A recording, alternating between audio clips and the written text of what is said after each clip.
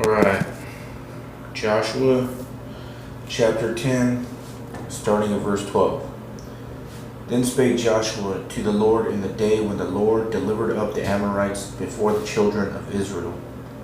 And he said in the sight of Israel, Sun, stand thou still upon Gibeon, and thou moon in the valley of Elion.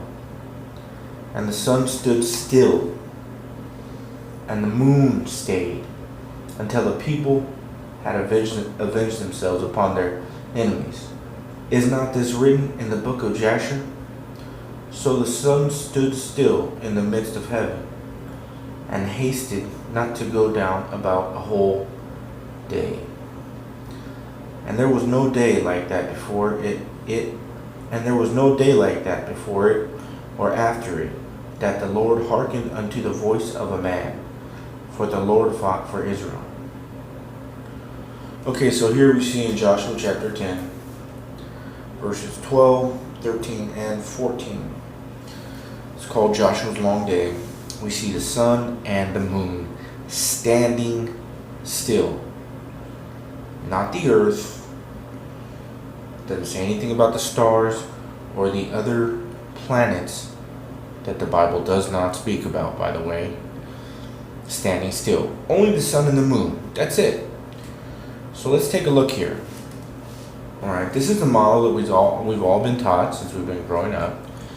And we see that what the world has told us is that the moon is spinning around the earth, and the earth is spinning itself, flying through space, thousands of miles an hour, chasing this humongous sun that is flying through space at thousands of miles an hour and is going around the sun.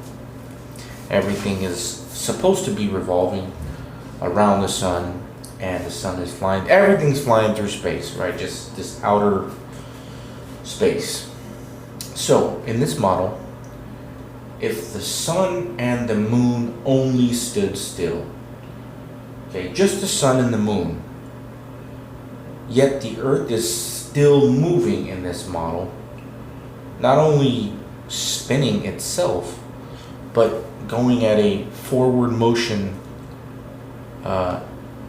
because they say that gravity is pulling the earth around the sun, right? Because the sun's bigger and it's pulling it. Well, if the sun stops, then the earth would literally fly off into outer space. And if the moon stops, then the moon would lose the earth would lose the moon, the earth would fly away from the sun. You guys see exactly what I'm saying? How this would actually be? So, how is that possible if this model is correct? Now, let's take a look at the flat stationary domed earth model that is commonly used, a basic outline of it, for what many of us believe the Bible is describing. And really all you have to use your senses, just look up, okay? But anyways, so here we see the sun and the moon inside of what the Bible describes as a firmament, a solid expanse of the sky, stretched out over the earth like a tent, okay? Like a tent. And so in this model, it would be perfectly understandable of the sun and the moon standing still and nothing happening really. There would be absolutely no problem with any scientific understanding of anything of that, of the sun and the moon staying still within inside the firmament. In fact, that would make 100 times more sense in Joshua's long day.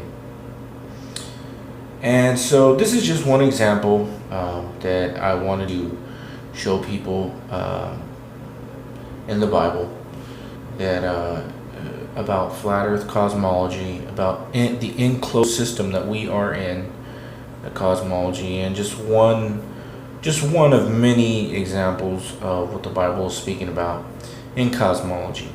What we are in, what is around us, what is up, what is down. And really all you got to do is look up.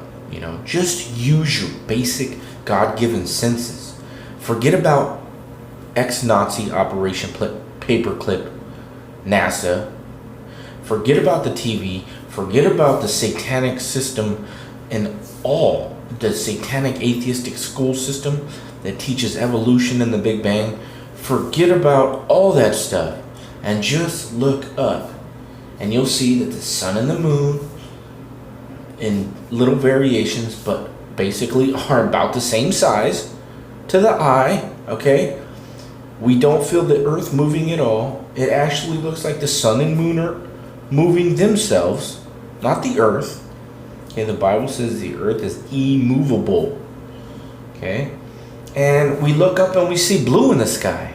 Well, the Bible says that above this clear firmament that is above us, that is stretched out like a tent over us, it's a solid expanse, as a molten looking glass, as it says in the book of Job.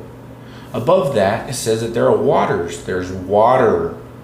There's water. And what do we look up? What do we see when we look up? It's blue. So we see water through this clear, molten looking glass, solid expanse firmament above us. And that's what the Bible says. And that's what our God-given senses say.